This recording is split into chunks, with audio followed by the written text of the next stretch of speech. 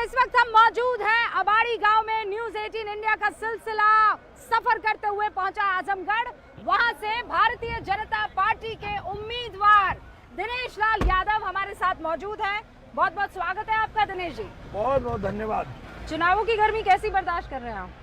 बहुत अच्छी है और मुझे लगता है कि चुनाव की गर्मी जो है वो विपक्ष वालों को इतना ज्यादा लग रही है कि वो आ ही नहीं रहे हैं यहाँ। अच्छा, वो कह रहे हैं कि इस बार आप जो है बहुत गड़बड़ हो जाएगी आपके लिए। नहीं, इस बार तो बहुत अच्छा होने वाला है। उसका कारण है हम लोगों ने आजमगढ़ में रह के इतना काम किया है कि अब ये सीट पूरी तरह से भाजपा का गढ़ बन गया है।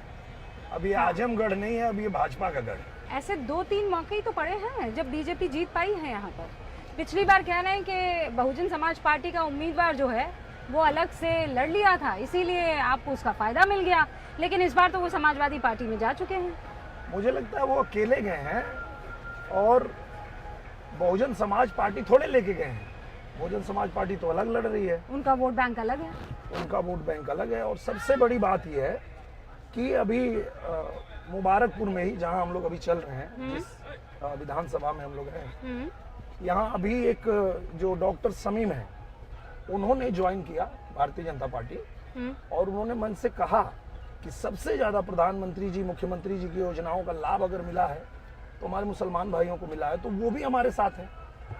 तो एक गुड्डू जमाली के उधर जाने से कोई फर्क नहीं पड़ता है। तो आप ये कह रहे हैं कि सारी योजनाओं का असर जो है वो ज्यादातर जो है मुसलमानों में हो रहा है। प्रधानमंत्री नरेंद्र मोदी से हमारा इंटरव्यू हुआ जी, और उन्होंने ये कहा कि जिस दिन मैं हिंदू मुसलमान करूंगा, सार्वजनिक जीवन से विदा ले लूंगा, सही बात, पब्लिक लाइफ से। और मैंने ये चीज महसूस किया है। जब भी मैं प्रधानमंत्री जी से मिलता हूँ, जब भी उनकी बातें हम लोग सुनते हैं, तो ये साफ दिखाई देता है कि प्रधानमंत्री जी कभी भेदभाव करते ही नहीं। उनका कहना ये होता है कि अगर हम कोई भी सुविधा दे रहे हैं तो वो देश के हर व्यक्ति के लिए है। वो जाति धर्म पूछ के नहीं करते हैं। और इसका उदाहरण जो है पूरे देश ने देखा है कि अगर शौचालय मिला है तो वो सबको मिला है, अगर राशन मिल रहा है तो सबको मिल रहा है, अगर खाते में पैसा मिल रहा है तो सबको मिल रहा है, 5 लाख रुपए का अगर मुफ्त इलाज मिल रहा है तो सबको मिल रहा है। उसके बाद भी अगर किसी को आवश्यकता पड़ गई आजमगढ़ में कि 5 लाख में उसका इलाज नहीं हो पाया, तो वो हमारे पास आए और हमने प्रधानमंत्री जी को पत्र लिखा। 10 लाख, 20 लाख, 25 लाख जितना चाहिए था मिला आपको, वो आ गया। और मैं आपको बताता हूँ रुबिका जी, 1.5 साल में 12 करोड़ रुपया इस आजमगढ़ में प्रधानमंत्री जी और मुख्यमंत्री जी ने इलाज के लिए दिया है। सिर्फ 12 करोड़ रुपए। आप पूरी तरह से कॉन्फिडेंट है कि आप जीत जाएंगे? 100%। और उसका कारण ये है कि जो आजमगढ़ की जनता है, उन्होंने बहुत बार अवसर दिया था उन लोगों को, पर वो लोग कुछ किए नहीं, छोड़ के भाग गए। धर्मेंद्र यादव ये कह रहे हैं कि इस बार आप गिन भी नहीं पाएंगे, वही वोट वो लेकर आएंगे। मैं वही कह रहा हूँ, धर्मेंद्र यादव जी से जरूर पूछिएगा कि दिनेश लाल यादव 19 में चुनाव हारने के बाद इसी आजमगढ़ में रह के अपना भी काम कर रहा था और जनता का भी काम कर रहा था। 22 में चुनाव जीतने के बाद भी आजमगढ़ रह के अपना भी काम कर रहा था, फिल्में भी यहीं बना रहा था और जनता का काम कर रहा था। 1.5 साल में ऑन रिकॉर्ड है 22 फिल्में आजमगढ़ में बनी है। किसी फिल्म सिटी में इतनी फिल्म नहीं बनती होगी जितना आजमगढ़ में बनी है। और हम लोग जब यहाँ रहते हैं तो उसका फायदा ये होता है कि जहाँ शूटिंग करते रहते हैं वहीं जनता आ जाती है, वो सेल्फी भी लेती है, शूटिंग भी देखती है और अपना पत्र भी पकड़ा देती है कि ये लीजिए, ये मेरा काम करवा दीजिए। उनका काम भी हम कर देते हैं। आप ये कह रहे हैं काम भी और जन सेवा भी दोनों होता रहता है। तो मतलब हम सिनेमा भी बनाते हैं और यहाँ सड़क भी बनाते हैं। तो फिर आपको ये बयान देने की क्यों जरूरत पड़ गई कि हम ज्यादा बच्चे पैदा कर लेते हैं, इसीलिए जो है नौकरियों की कमी है? नहीं, उसको योगी जी और मोदी जी ने योगदान दिया है बच्चे पैदा ना करके। नहीं, अब उसको देखिए, जिसको जैसे अपने हिसाब से तोड़ मरोड़ के पेश करना था, छोटा सा काट के, उस हिसाब से उन लोगों ने किया। मेरा वो कहना नहीं था।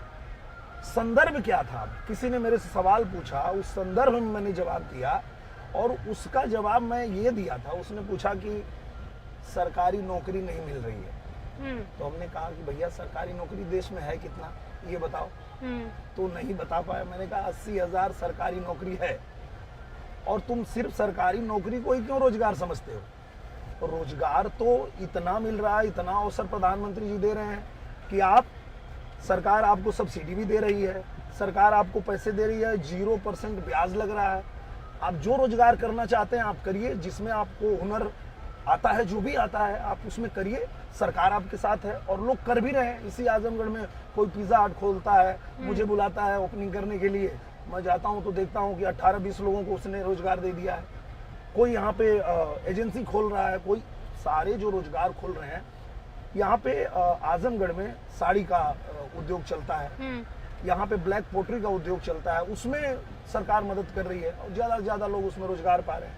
तो आप ये कह रहे हैं कि सिर्फ सरकारी नौकरियां ही नहीं, बाकी जगह रोजगार आता है तो उससे सरकार का काम तो है ना रोजगार जनरेशन, तो ये तो कर ही रहे हैं, सरकार कर रही है, पर विपक्ष वाले उनको फंसा दिए हैं, उनको ये समझा दिए कि सरकारी नौकरी ही रोजगार है। तो भाई तो 80,000 है। तो मैंने कहा कि जब अगर सरकारी नौकरी को ही तुम रोजगार मानते हो तो फिर सरकार ने कहा कि एक सीमित परिवार रखिए, एक छोटा परिवार रखिए, छोटा परिवार सुखी परिवार, जितना संसाधन है उसी हिसाब से रखिए। तो मैं उसमें किसी जाति धर्म का नाम नहीं लिया था। मेरे यहाँ एक प्रधान जी हैं, हिंदू हैं, वो मुसलमान भी नहीं है। ये लोग तो मुसलमानों के हिसाब से उसको लेके लगे चलाने, अपने जो कांग्रेस वाले हैं। पर मेरे यहाँ एक प्रधान जी हैं, 12 बच्चे हैं उनके, और 12 बच्चे हैं, वो भी मेरे से बेरोजगारी की बात करते हैं। तो मैंने कहा चाचा, ये आपको भी तो थोड़ा सोचना चाहिए देश के बारे में कि आप क्या कर रहे हो। प्रधानमंत्री नरेंद्र मोदी ने अपने इंटरव्यू में यही बोला है। उन्होंने जो कहा था मुसलमान और फिर ज्यादा बच्चे पैदा करने वाले और घुसपैठिए, तो उस पर उन्होंने सफाई दी। उन्होंने कहा कि गरीबी सबसे बड़ा जो है परेशानी का सबब है, सबसे ज्यादा बच्चे गरीब हमारे परिवारों में देखने को मिलते हैं। बिल्कुल। अच्छा, उसी में कोई गरीब आता है और बोलता है भैया हमारी 10 बेटियां हैं, कैसे शादी होगी? तो ठीक है, हम लोग जितना सहयोग कर सकते हैं हम करते हैं। हमारे जो मुख्यमंत्री जी हैं उनकी योजना है, उससे हम लोग करवाते हैं। पर हम कहते हैं कि अरे आप भी तो थोड़ा सोचिए कि गरीबी में आप इतना क्यों परिवार बढ़ा रहे हैं। अच्छा, अब मैं आपके साथ एक रैपिड फायर राउंड करना चाहती हूँ। मैं नेताओं के नाम लूंगी और आपके मन में जो विचार है उनको लेकर आपको कम शब्दों में बयां कर देना है, ठीक है? मैं शुरू कर रही हूँ जी। अखिलेश यादव, भगोड़ा नेता, आजमगढ़ जीते और भाग गए। आजमगढ़ ने मौका दिया, छोड़ के भाग गए।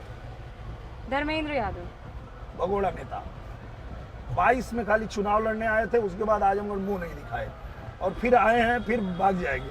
चुनाव बीतते इनके कार्यालय पे ताला लग जाता है। ऐसे लोग हैं ये लोग। राहुल गांधी, राहुल गांधी